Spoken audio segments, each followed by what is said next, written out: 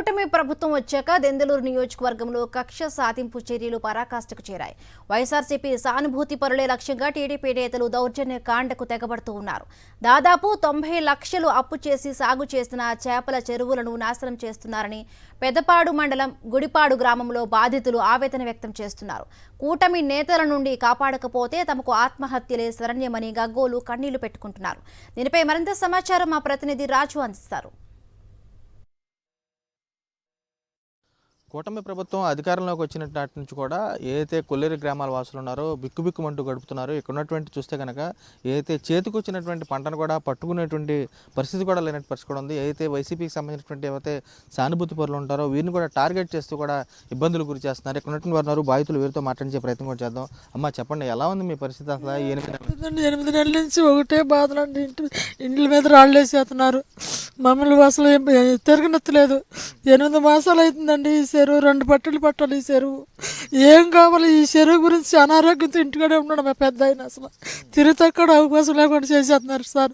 మేము ఎవరికి అన్యాయం ఏం చేయలేదు సార్. మరి ఈ ప్రభుత్వం వచ్చిన తర్వాత మమ్మల్ని తిరగనెత్తలేదు సార్. ఈ చేపలు మరి ఏమైపోతాయో కూడా తెలుతలేదు సార్. మరి ఏం చేస్తారో ఏంటో ఏమర్థం మొత్తం తిరిగి ఈ చెరువుగా పెట్టేసాం సార్. బ్యాంక్ నుంచి తెచ్చాం సార్. మరి ఆ పెట్టుబడి కూడా రాదు సార్. మరి ఉంటుందండి 50 లక్షలు అయినాయండి ఇప్పటికి. మొత్తం పట్టనెత్తలేదండి. అసలు చెరువు దారి కాసేసి గళ్ళు పెట్టేస్తున్నారు. నానా ఇబ్బందులు పెట్టేస్తున్నారు. చేపలు పట్టి వాళ్ళకి కూడా మీరు వాళ్ళ చెరువు పట్టొద్దు, మీరు పడతాకి ఇల్లేదు, కూలీలు కంటే రానెత్తలేదు సార్. అసలు చాలా ఇబ్బంది పెట్టేసేస్తున్నారు సార్. మన్ను కాడ చెరువులో మందు కూడా పోసేస్తారన్నారు. పట్లు వేసుకుంటే పెట్రోల్ పోసి తగలబెట్టేస్తారన్నారు సార్.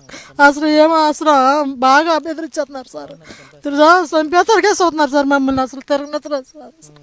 ఏం అర్థం కావట్లేదు. ఏం చేయడం కూడా మా ఇంటి ఆయన కూడా బతుకుతాడో బతుకుడో కూడా అంత స్థితిలో ఉన్నారు సార్. ఈ చెరువు గురించి ఏమైపోతారు, పిల్లలు ఏమైపోతారు ఏంటో ఇదే మన ఎత్త ఉన్నాడు సార్. షుగర్ బీపీతో అలాగే ఉన్నాడు సార్. చాలా ఇబ్బంది అండి. మమ్మల్ని తిరగనెత్తలేదు సార్. అసలు మా ఇంట్లో మేము అసలు తిన్నామో ఉన్నాను కూడా ఎవరు కూడా అతనికిచ్చిన వాళ్ళు ముదరికిచ్చిన వాళ్ళు వాళ్ళ గురించి భయపడిపోతున్నారు సార్. అసలు మాతో కూడా మాట్లాడుతున్నారు. ఎవరు కూడా మాట్లాడుతున్నారు సార్. మా పనులకు కూడా రావట్లేదు సార్. అసలు మోరు దశరథు, మోరు పెదనరసింహారావు, మోరు రవి, మోరు మంగరాజు, మోరు సుబ్బరాజు, మోరు సుబ్బారావు టీడీపీ వాళ్ళు సార్.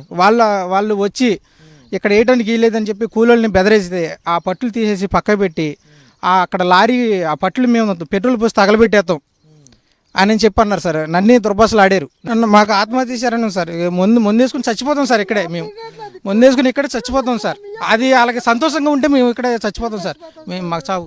చూడొచ్చు, వీరంతా కూడా తీవ్ర ఆవేదనతో ఒకటే స్పష్టం చేస్తున్నారు. తామంతా చూసుకున్నాక చేతికొచ్చినటువంటి పంట 8 నెలల నుంచి కూడా పట్టకుండా తీవ్ర ఇబ్బందులకు గురి చేస్తున్నారు. గ్రామంలో ఉన్నటువంటి టీడీపీ నేతలు గతంలో తామంతా వైసీపీలో తిరిగామనేది ఒక కక్షపూరితంగానే ఇక్కడ ఉన్నటువంటి గ్రామస్తులంతా కూడా తమకు సహాయం చేయకపోగా ఇక్కడ ఉన్నటువంటి ఏదైతే చేతికొచ్చినటువంటి చెరువులు కూడా పట్టుకోకుండా తీవ్ర ఇబ్బందులు గురి చేస్తున్నారని వీరు కూడా ఆవేదన వ్యక్తం చేస్తున్నారు. తమకు సంబంధించినటువంటి ఏదైతే ఆధారంగా ఉన్నటువంటి ఈ చెరువును కూడా పూర్తిగా పట్టుకుంటే కానీ తాము బతుకుతాం, లేదంటే ఆత్మహత్యలే శరణం వంటి వీరు కూడా ఆవేదన వ్యక్తం చేసే కూడా కనపడుతుంది.